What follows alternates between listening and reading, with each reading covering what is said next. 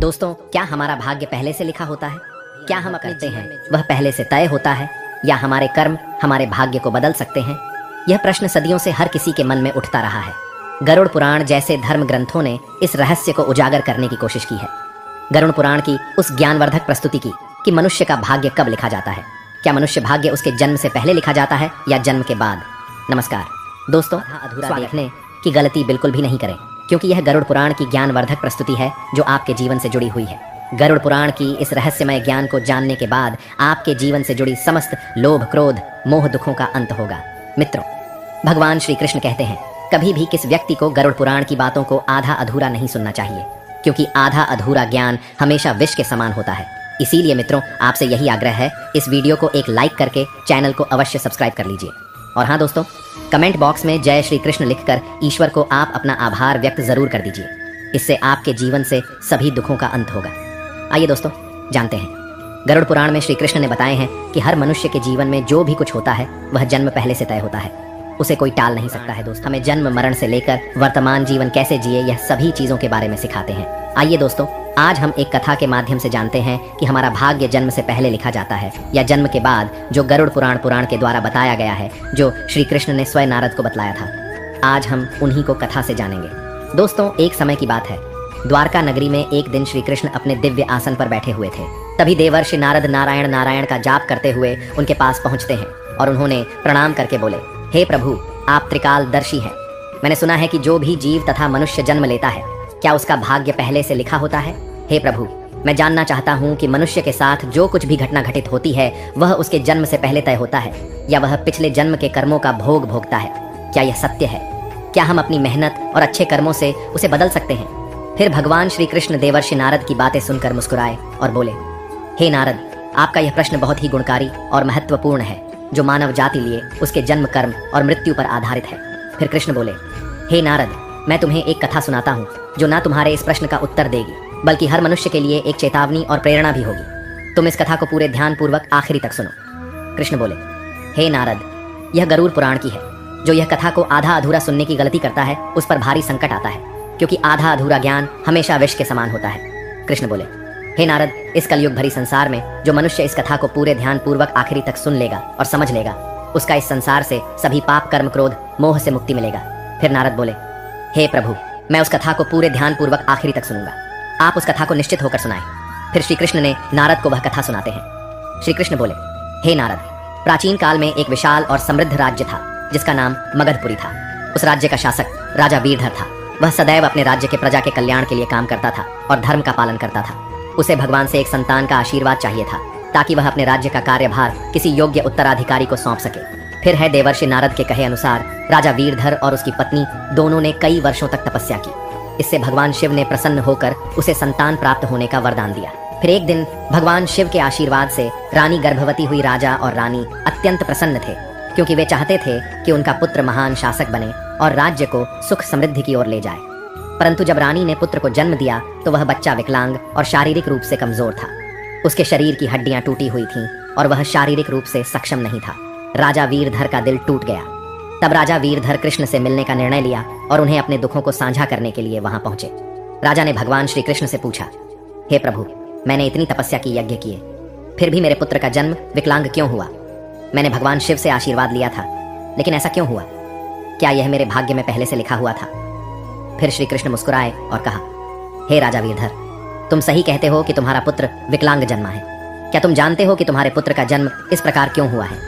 यह तुम्हारे द्वारा किए गए पूर्व जन्मों के कर्मों का फल है। यह तुम्हारे पिछले जन्म के कर्मों का परिणाम है, जो तुम्हारे भाग्य में लिखा हुआ था। लेकिन इसका कारण यह नहीं है कि तुम्हारा भाग्य पहले से निर्धारित था। यह घटना तुम्हारे और तुम्हारे पुत्र के कर्मों का फल है, जो उसके पिछले जन्मों से जुड़ा हुआ है।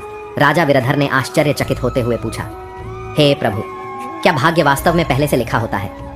भगवान श्री कृष्ण ने कहा, जन्म, मृत्यु और जीवन के उतार चढ़ाव पहले से निर्धारित होते हैं, लेकिन हम जो कर्म करते हैं वह हमारे भाग्य को बदल सकते हैं। जिस दिन तुम्हारे बेटे का जन्म हुआ, उस दिन तुमने एक विशेष संतान का वरदान प्राप्त किया था, लेकिन उस संतान को चुनौतियां मिलना जरूरी था, ताकि वह अपने जीवन में धैर्य, साहस और पराक्रम को विकसित कर सके।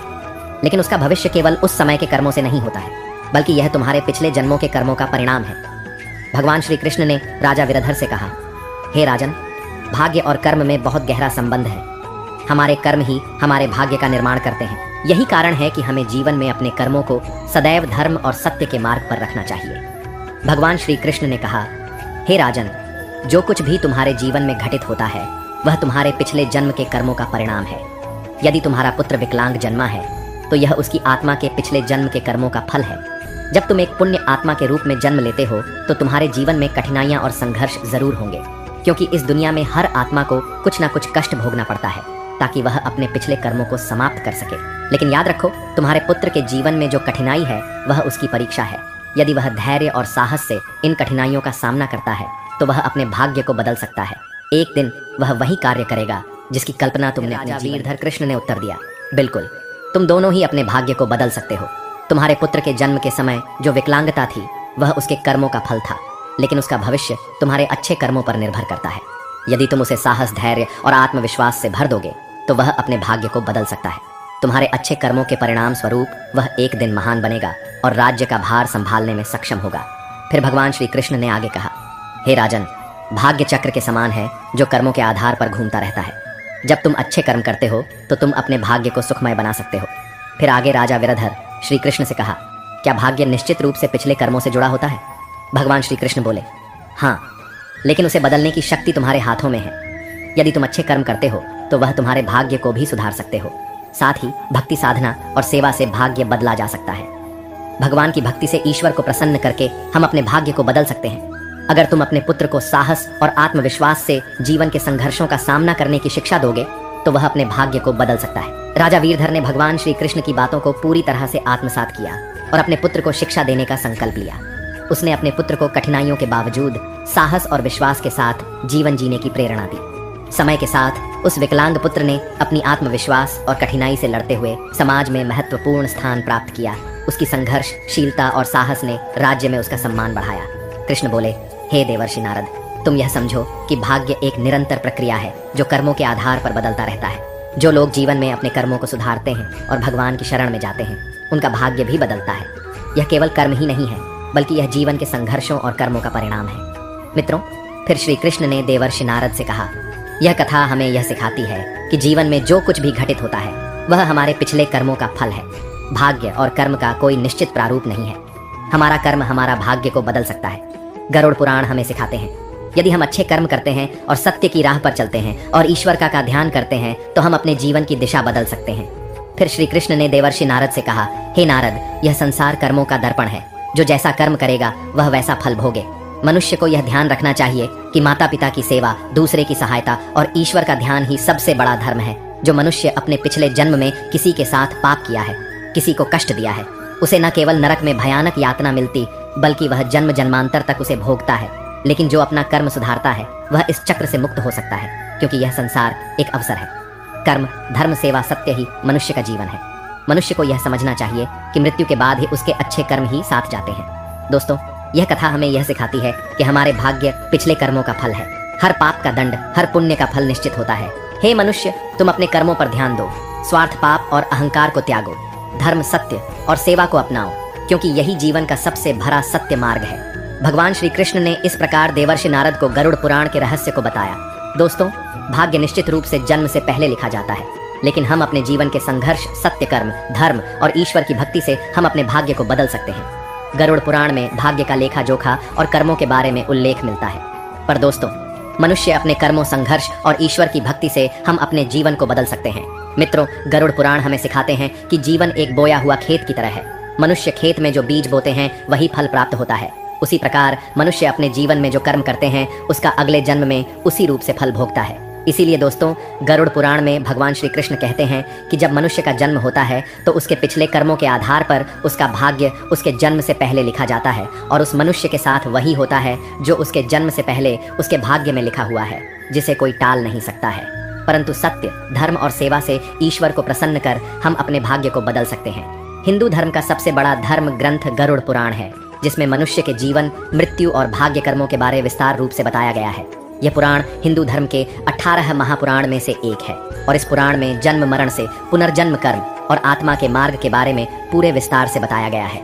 दोस्तों, गरुड़ पुराण के अनुसार मनुष्य का भाग्य उसके पिछले जन्म के कर्मों निर्भर करता है। गरुड़ पुराण, जो विष्णु पुराणों के प्रमुख ग्रंथ में से एक है, यह पुराण जीवन के रहस्यों और मानव के कर्म फल के बारे में बताया गया है। गरुड़ पुराण में श्री कृष्ण को साक्षात भगवान विष्णु के अवतार माने जाते हैं। दोस्तों, गरुड़ पुराण में श्री कृष्ण कहते हैं, मनुष्य अपने जीवन में अच्छे कर्म और सत्य मार्ग पर चलकर ईश्वर को प्रसन्न कर अपने भाग्य में होने वाली घटना से बच सकते हैं और आने वाले भाग्य को हम बदल सकते हैं। मित्र, गरुड़ पुराण में श्री कृष्ण ने मनुष्य को जीवन जीने के लिए 3 मुख्य उपदेश दिए हैं, जिन पर चलकर हम अपने भाग्य के कर्मों को बदल सकते हैं।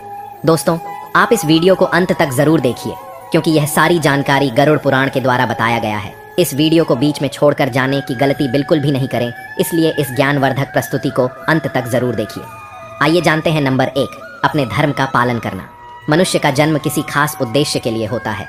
जो मनुष्य अपने पिछले जन्म में जो पाप किया है, वह इस जन्म में भी उस पाप का भोग भोगता है, क्योंकि मनुष्य के जन्म से पहले उसका जन्म से मरण तक का भाग्य पहले तय होता है। इसलिए दोस्तों, गरुड़ पुराण में श्री कृष्ण ने बताया है, मनुष्य को हमेशा धर्म सत्य का पालन करना चाहिए। इससे हमारे पिछले जन्म के पाप से बच सकते हैं। ईश्वर की भक्ति से हम अपने जीवन बदल सकते हैं। हम सभी ऊंचाई तक पहुंच सकते हैं। दोस्तों, यह जीवन एक अनमोल उपहार है, आप इसे व्यर्थ ना जाने दें। सही कर्म और धर्म का पालन से हम अपने जीवन को अगले जन्म में होने वाले घटना से बच सकते। यह न केवल आपके लिए है, बल्कि इस पूरे समाज और दुनिया के आप प्रेरणा का स्रोत बन सकते हैं। नंबर 2, माता पिता की सेवा और आदर करना। दोस्तों, गरुड़ पुराण में श्री कृष्ण कहते हैं कि मनुष्य को हमेशा अपने माता पिता की सेवा करनी चाहिए, क्योंकि माता पिता के ही चरणों से तीनों लोक का स्वर्ग है। जो लोग माता पिता को नहीं मानते और ना ही उनका आदर करते हैं, वह न केवल नरक में भयानक यातना भोगते हैं, बल्कि अगले जन्म में भी भारी संकट भोगना पड़ता है और उस मनुष्य को अपने पाप का परिणाम जन्म जन्मांतर तक उस कर्म का भोग को भोगता रहता है। नंबर 3, अहंकार। दोस्तों, अहंकार गरुड़ पुराण में श्री कृष्ण ने बताया है, मनुष्य का सबसे बड़ा शत्रु उसका अहंकार होता है, जो मनुष्य को अपने कर्मों से दूर कर देता है। जिस मनुष्य के मन में अहंकार प्रवेश कर लेता है, वह मनुष्य अपने जीवन को उस ओर लेकर चला जाता है जहां उसे संकट के सिवा कुछ और नहीं मिल पाता है। उस व्यक्ति को न केवल नरक में भयानक यातना भोगनी पड़ती है, बल्कि वह व्यक्ति अपने आने वाले भाग्य को भी नरक की ओर ले जाता है। इसीलिए मनुष्य को हमेशा सत्य, धर्म और प्रेम की भावना रखनी चाहिए। इससे वर्तमान जीवन और आने वाले भाग्य हमेशा खुशहाल रहे। मित्रों, गरुड़ पुराण हमें सिखाता है, यह जीवन हमारे कर्मों का फल है।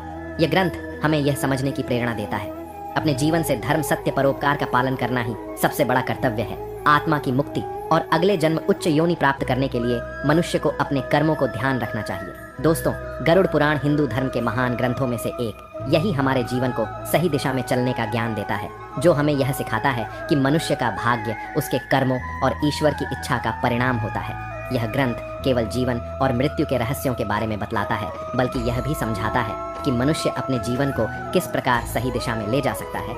गरुड़ पुराण में मनुष्य के जन्म मरण से लेकर वर्तमान जीवन कैसे जिए, इन सभी चीजों के बारे में विस्तार से वर्णन किया गया है। मनुष्य के जीवन से लेकर के मृत्यु तक की सारी जानकारी इस धर्म ग्रंथ गरुड़ पुराण में बताया गया है। मनुष्य जीवन में जो कुछ घटित होता है, वह हमारे पिछले जन्म का फल है। दोस्तों, गरुड़ पुराण हमें यह सिखाता है कि भाग्य केवल कर्मों का फल है। भले ही भाग्य जन्म पहले से लिखा हो, पर हम अपनी कर्म से इसे बदल सकते हैं। मित्रों, जीवन एक दुर्लभ अवसर है, जिसे सही दिशा में ले जाकर हम आत्मा को मोक्ष की ओर अग्रसर कर सकते हैं। धन्यवाद दोस्तों।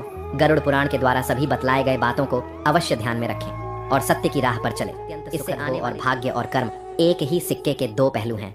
अवसर हमें मिलता है, लेकिन उसे सही दिशा में ले जाना हमारे कर्मों पर निर्भर करता है। दोस्तों, अपने कर्मों को सही दिशा दो, क्योंकि भाग्य अवसर देता है, लेकिन सफलता तुम्हारी मेहनत पर निर्भर करती है। अगर आपको यह वीडियो पसंद आई, कमेंट में राधे राधे लिखें और इसे अपने दोस्तों के साथ शेयर करें। ऐसे ही और भी प्रेरणादायक कथाओं के लिए हमारे चैनल विज्जू इंस्पायर्ड को सब्सक्राइब करें। धन्यवाद। जय श्री कृष्ण।